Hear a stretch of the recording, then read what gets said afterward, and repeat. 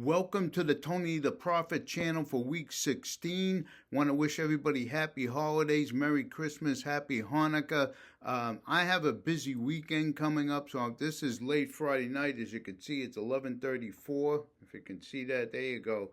On Friday evening, if I don't get it out now, and I'm going to post this in the morning. I'm not going to spend the time tonight to post it, but I'll get it done early, so when you get up, it'll be there. But I just got a busy weekend with the holidays. If I don't get it done now, I won't get it done for the weekend. So just a quick recap we had last week. We went 500. I had Houston -9. That was a smash. They won by 20. We had the Rams.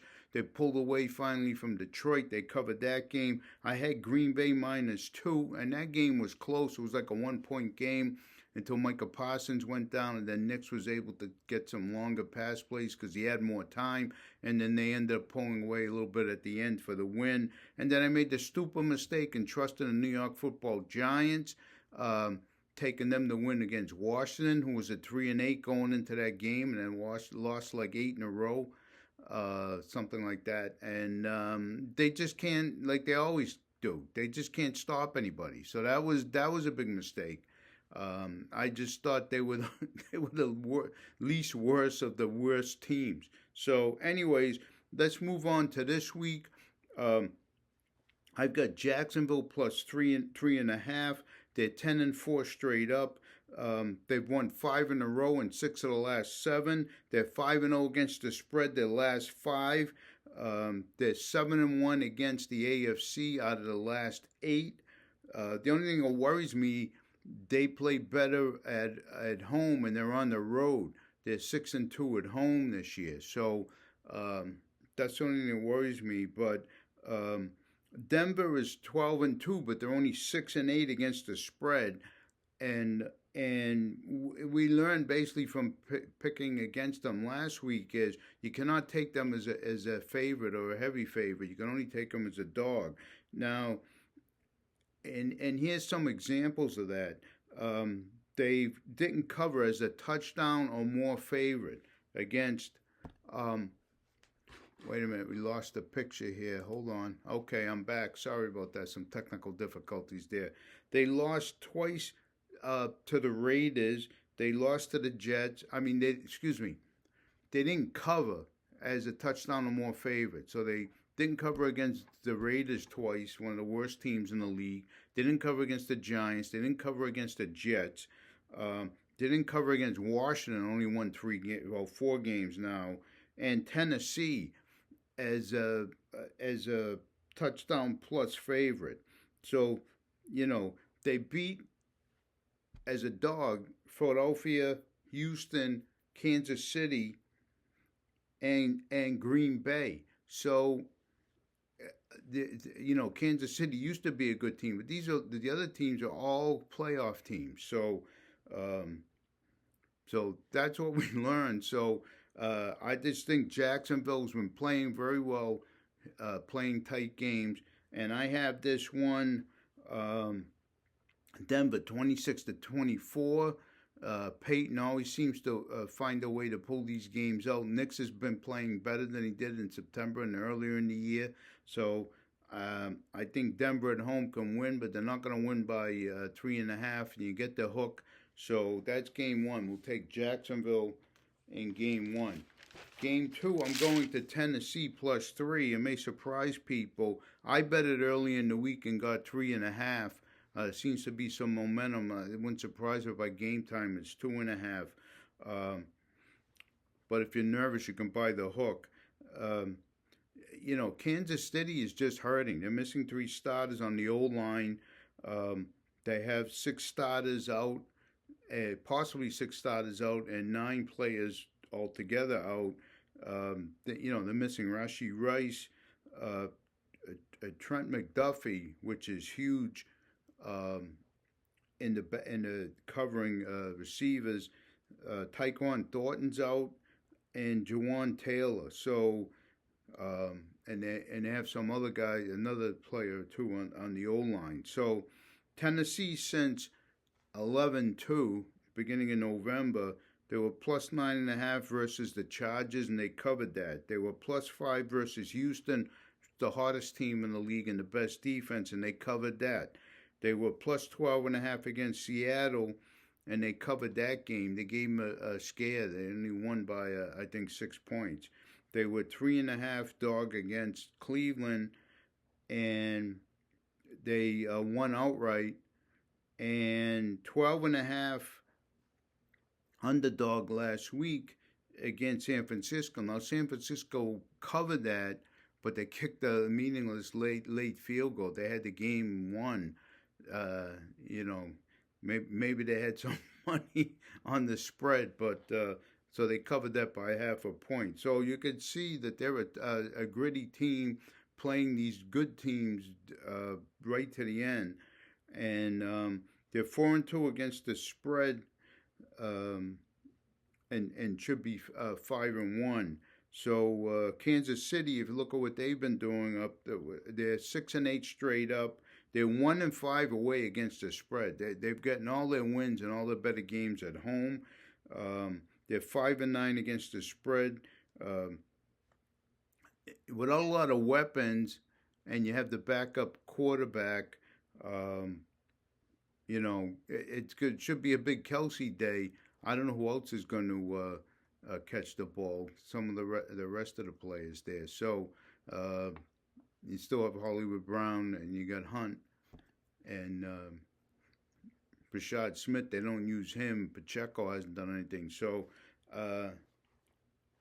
you know, I think Kansas City can win this game because Tennessee's not a great team. It could be Kansas City like 19-17, but it wouldn't surprise me if Tennessee pulls this out like 21-16. If you want to play the money line, you can get the money line at plus 130 up to, I think it was plus 142 on DraftKings. I think I'm going to sprinkle some money on the money line too. I got them, like I said, plus 3.5. I just think Kansas City's not in any shape right now. In Tennessee, they're fighting at the end of the year. Okay. These next games, I liked a lot of games, but there was one factor or two that knocked them out. And then we'll talk about it when I review all the games quickly. But I'm going to take Chicago minus 1.5. I actually got them early in the week. They were plus 1.5, which is amazing. But Chicago 10-4, 9-5 against the spread, 4-2 against the spread at home, 4-1 against the spread their last 5. Green Bay, not a great cover team, even though they're a good win team. 6-8 against the spread, 2-5 against the spread away. They play better on the frozen tundra than they do on the road. Caleb Williams at home, it's a much better record. He's 5-1, scores 27.8 points a game. He's got 11 touchdowns and 1 pick, and his passer rating was like 99. So they are home, and you know, they played. Now the funny thing is, they played 2 weeks ago. Green Bay won the game 28-21, but Chicago was driving to tie it up, and they had a 4th down, and Caleb made the wrong read. He went for the end zone where the guy was double covered. He had some other players that were open. So anyways, I think that, you know, the only thing that you got to worry about, Chicago, Luther Burden is out, Odunze is out, but they run the ball, and they have the number 2 run game in the league, I believe, next to the Bears. So they get over 150 yards a game. So you know, Caleb may not have to throw. They tend to find a way to win these games. So I have it like Chicago 24-20, 24-17. They get their revenge from losing earlier. And then, like I said, I had a hard time picking these games because there's some I like, but some of those games have flaws that we'll talk about. I'm going with Frisco minus 5.5. You know, they're playing against Grandpa Rivers, and he just can't throw the ball deep. They did a valiant effort to keep their game close against Seattle, who was playing down to the competition in that one. But Indy only generated 215 yards of offense last week, and Rivers only threw for 118 yards. They had 97 rush yards. So where are you going with that? San Francisco, I don't even have to worry about San Francisco. Their defense has been decimated, but Salah's been doing a great job scheming them up. So I think that, there's not a lot of analysis to this game. San Francisco's going to load the box. It's try to stop Taylor, and they're going to say to Rivers, you go there and beat us. He may throw the tight ends, but, he really hasn't thrown the ball down the field. So I think we got a mismatch. San Francisco 10-4, 9-5 against the spread, 5-1 against the spread their last 6, and they play better on the road. Frisco does not play well at home. This has been a trend. I think this is the third year. They're 6-2 away. India's lost 4 in a row and 5 out of the last 6. So I got this San Francisco 31-16, and Rivers will try, but I don't think they can beat him. So let's go through the rest of these games here quickly. Philly -7 at Washington. Washington tends to play them close. I was going to make this a pick, but I can't trust. I just can't trust them that this divisional game, it went to a touchdown. I'm not going to touch it. Philly should kill him, but I'm not going to touch it. So then we have Dallas -2.5 against the Chargers. Chargers are the better team. Now, I would have said all day long Dallas at home have been great until last week. They were horrible at home. I don't know how they lost that game. And so I'm not touching them. Chargers, 3 guys out on the O-line. That's what scares me. But they have a good coach. You got Herbert, the good quarterback. They have their weapons. I haven't bet it yet, but somehow the Chargers always pull these games out at the end. So I would say Chargers based on the way Dallas has been playing. Pickens turned into a head case. I got him in one of my fantasy teams. You better show up tomorrow. I'm in the semifinals, but I would pick Chargers. New Orleans, the Jets, the line's moving. I didn't touch this game. At 4.5 is probably a good pick. It's 6.5. New Orleans has the better quarterback with Chuck. Vele's out, but you got Olave. Estime will probably replace the running back. So the Jets fired their defensive coordinator. They're always a mess. I would still under a touchdown. I would lay it, but I haven't bet it yet. I was taking New Orleans at home. They play better. So, but it's 2 garbage teams. I wouldn't waste my money. Tampa Bay versus Carolina. You saw Tampa Bay haven't covered for the last 5 or 6. They crumbled on the Thursday night game and lost to Atlanta. And Carolina threw the game away last week against the Saints. They should have had that. They've been a good cover team. They play better at home. I would take Carolina +3.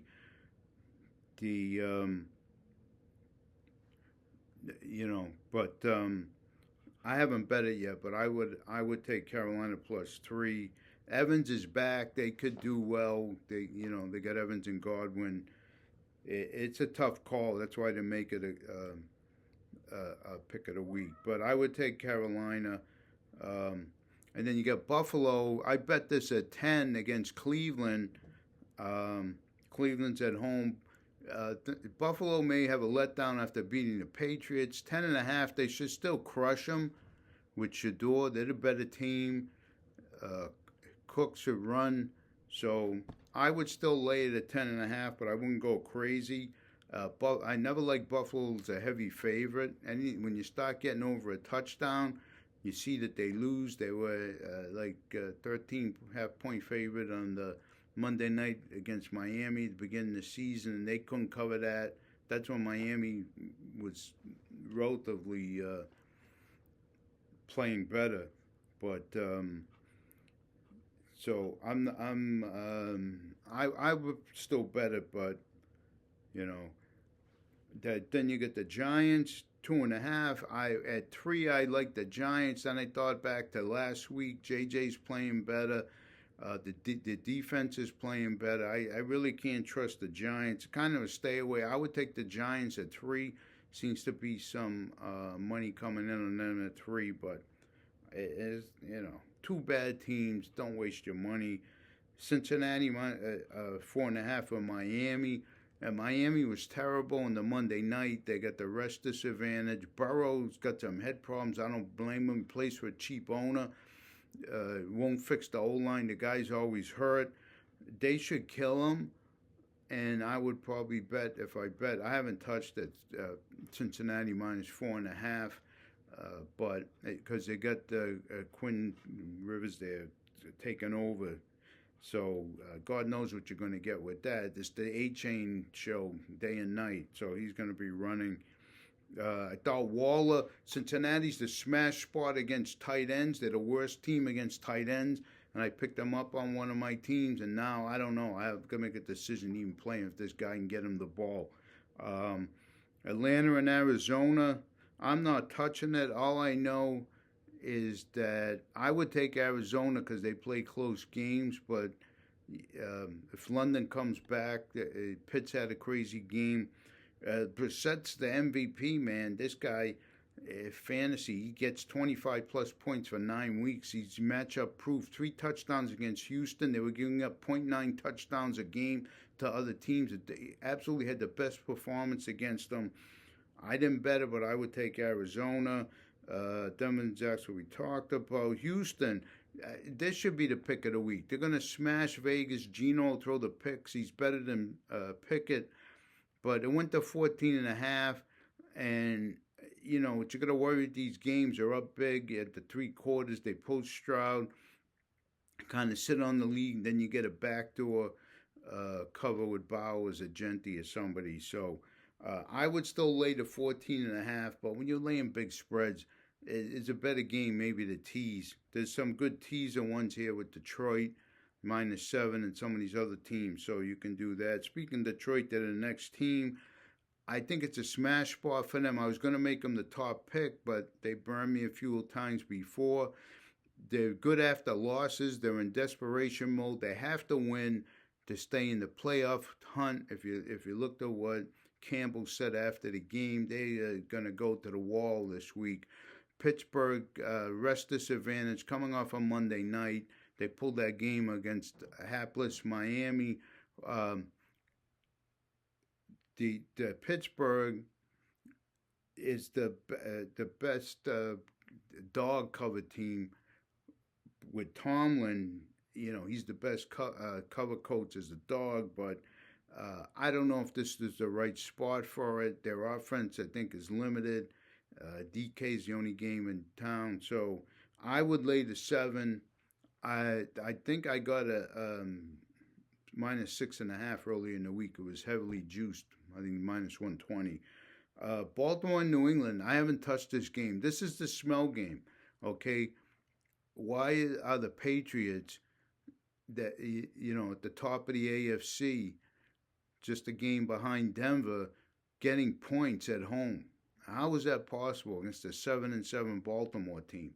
They should be the field goal or 4-point favorite. So I haven't touched it. It's a smell game. Seems to be heavy money coming on Baltimore.